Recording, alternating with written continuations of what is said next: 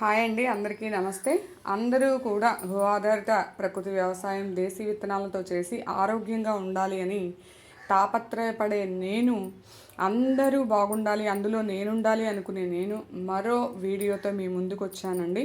Welcome to పర్దూస్ nature. వీడియోలోకి వెళ్ళిపోదాం.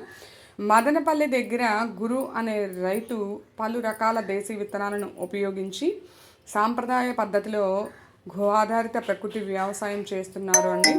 సిద్ధ సన్నాలు, కుంకుమ పువ్వు, కులాకర్, చిట్టి ముత్యాలు, మైసూర్ మల్లిక, నవార, కాలాబట్టి ఇలా పలు రకాల దేశీ వెరైటీస్ని ఈయన పండిస్తున్నారు. అలాగే నేను చెప్పేది ఏంటి అంటే, ఆయనకి పరిసర ప్రాంతాలలో ఎవరైతే ఉన్నారో వారు ఈ ఈ రైతు దగ్గరికి వెళ్ళి మీకు పొలం ఉంటే అతను చేసే విధానాన్ని చూసి మీరు కూడా మీ పొలంలో అలా చేసుకుని సాంప్రదాయ పద్ధతిలో దేశీ విత్తనంతో ప్రకృతి వ్యవసాయం చేసి ఆ ఆహారాన్ని తిని ఆరోగ్యంగా ఉండమని నేను మనస్ఫూర్తిగా మిమ్మల్ని అడుగుతున్నానండి.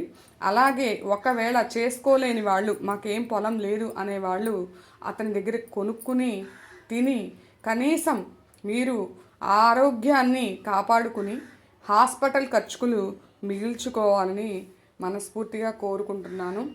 అలాగే ఇంకొకటి ఏంటి అంటే, ప్రకృతి వ్యవసాయ భూములని మీరు వీక్షించడం వలన, గోసేవ చేయటం వలన, గోవు దగ్గర కాసేపు గడపడం వలన, నిరంతరం గోశాలకు వెళ్ళడం వలన, భూమి తల్లి మీద చెప్పులు లేకుండా నడవడం వలన మీరు చాలా హెల్తీగా ఉంటారు, మనశ్శాంతిగా ఉంటారు అనేది కూడా నేను బల్లగుద్ది చెప్తున్నానండి. అది వెళ్తేనే మనకి అనుభవపూర్వకంగా తెలుస్తుంది. చెప్తే కన్నా చేస్తే ఇంకా బాగా తెలుస్తుంది.